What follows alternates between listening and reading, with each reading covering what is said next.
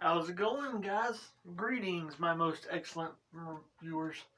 I am the Review Man, and today since the Bill and Ted movie is coming out, the Bill and Ted Face the Music movie is coming out here in a few days, or it's already out by the time you watch this. I want to review the first two movies of Bill and Ted. Bill and Ted's Excellent Adventure will be on this video. Bill and Ted's Bogus Journey will be on another video. So go check both videos out, and it'll get you caught up for Bill and Ted Face the Music. First of all, Bill and Ted's Excellent Adventure. Now Bill and Ted are two rockers living in San Dimas, California, in 1980s. Yeah, 1980s. And Bill and Ted are played by Keanu Reeves and Alex Winter.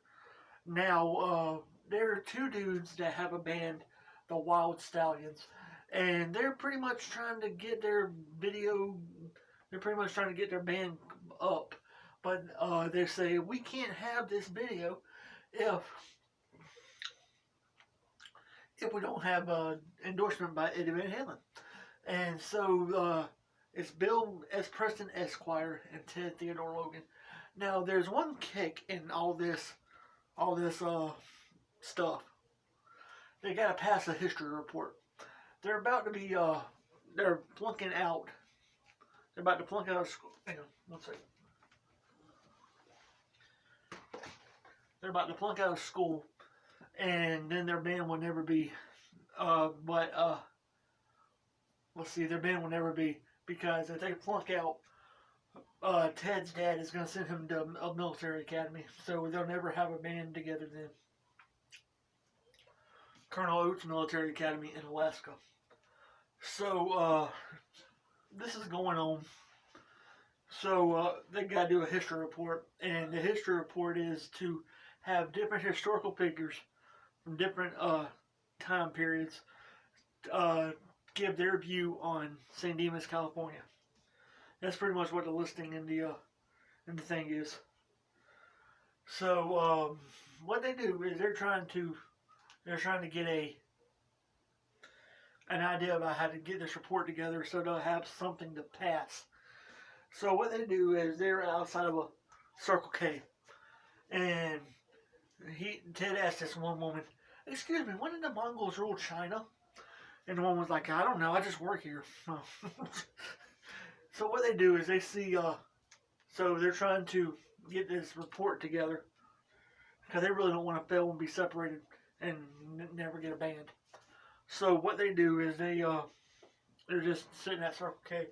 They see this phone booth. They see this opening up in the sky, and the phone booth just comes shooting down, and out pops this figure from the future named Rufus, played by the late great George Carlin, and he pretty much tells them that he's here to help them with their history report.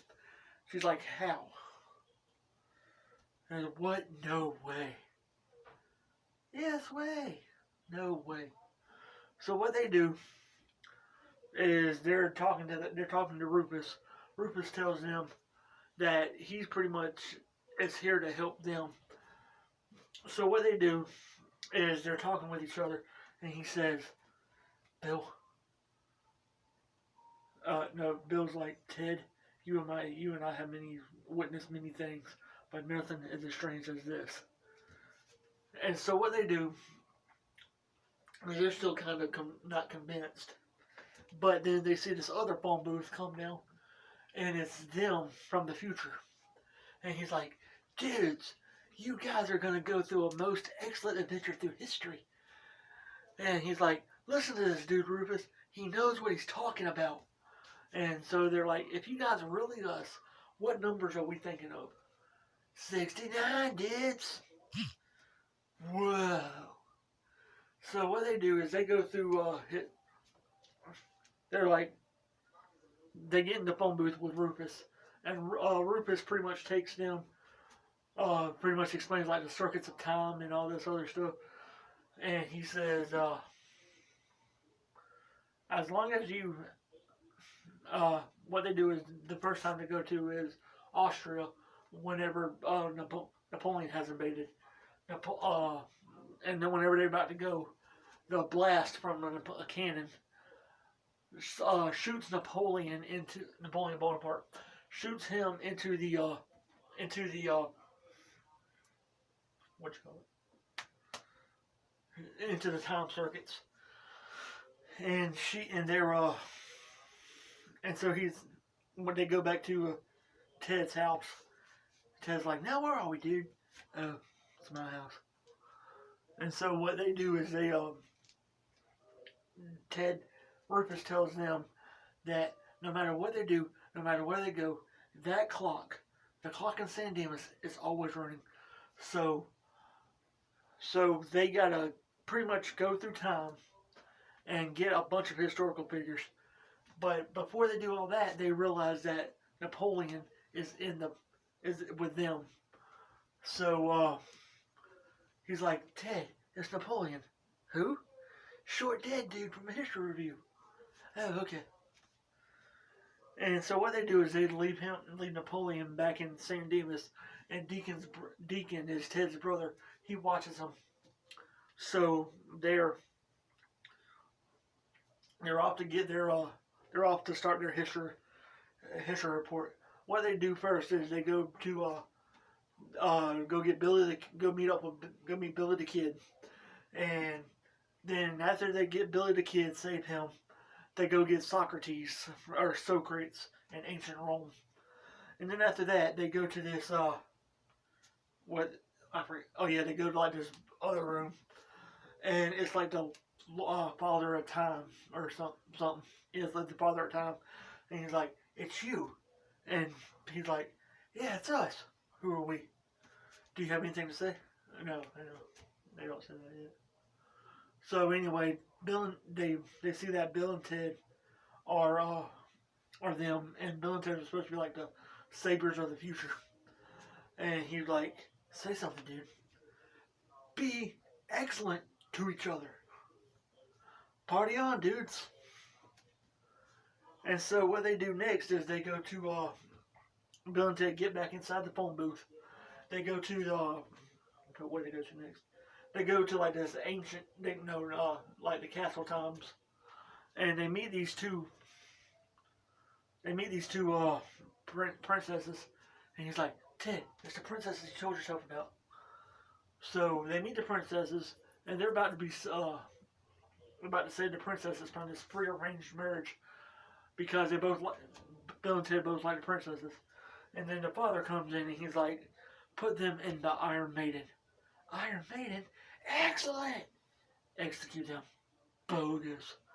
And they're about to get their heads chopped off. And then all of a sudden, they get saved because it's Socrates and it's Billy the Kid that saves them. And then they go back in time after they escape. They go back in time, and then they get like a bunch of different historical figures. You got Beethoven, you got Genghis Khan, you got Billy the Kid, you got Socrates, you got Abe Lincoln, you got Joan of Arc, and I think that's pretty much it because they got they got a full booth. But what they got, then they begin to fix the time machine because it's all broken down and all this. And while all this is going on, you see like another scene of like the kids at the high school giving a report, and then Napoleon is back in the present. He's at this like ice cream shop, and he's like a bunch of ice cream. Then he gets then Ted's brother ditches Napoleon, and he's like, "You ditched Napoleon? He was a dick." And so whenever they bring back all the historical figures, they begin. He's like, Missy, which is Bill's stepmom.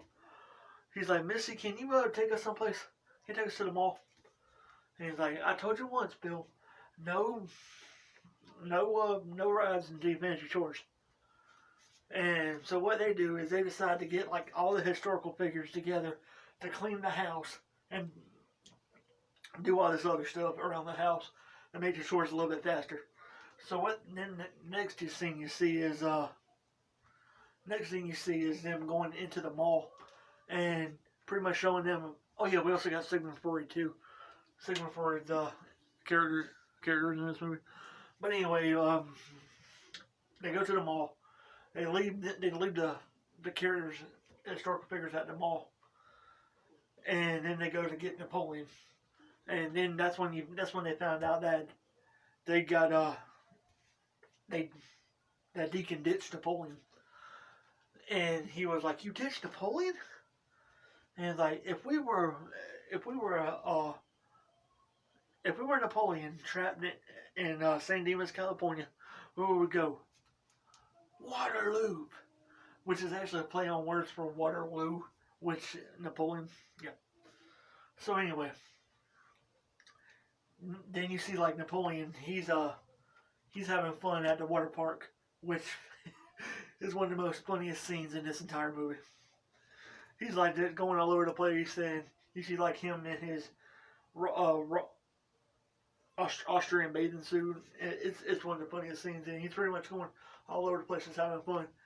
And then at the end of it, you see Bill and Ted coming to get him, and then they go to get all the rest of the figures, which has been arrested for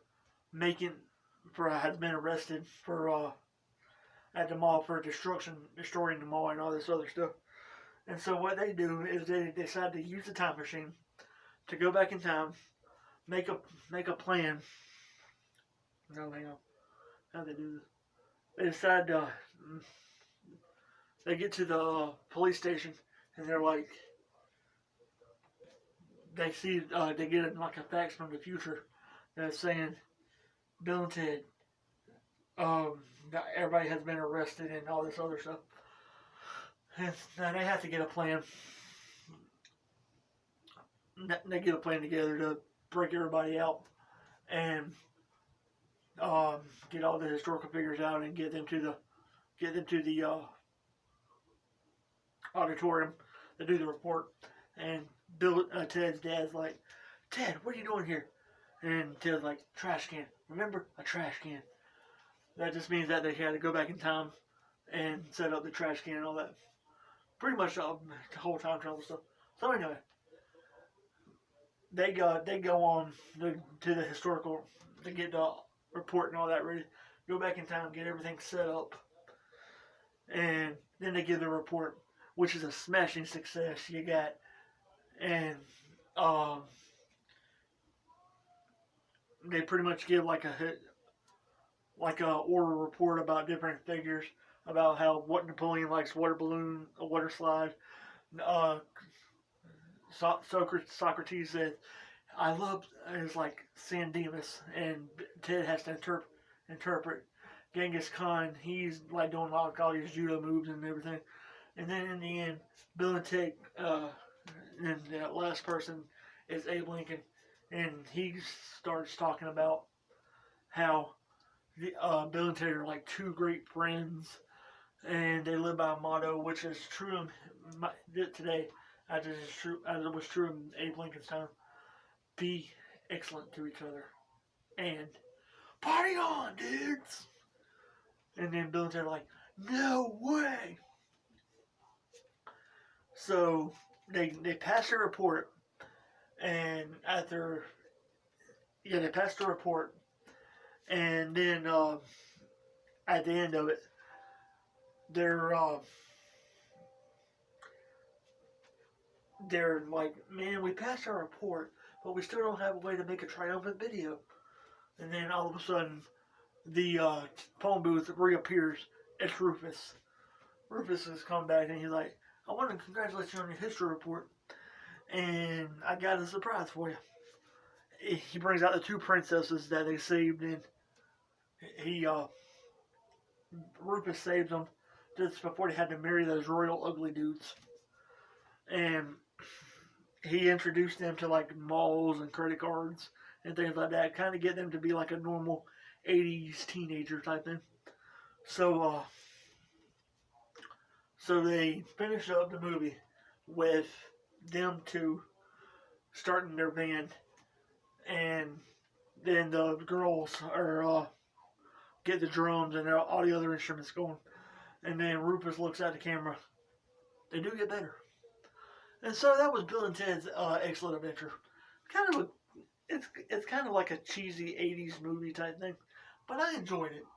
So if you've seen the movie and you like it, leave a comment, leave something. I don't care. So anyway, guys, like, comment, subscribe, all that good YouTube stuff, and I will see you in the next video when I review Bill and Ted's Bogus Journey.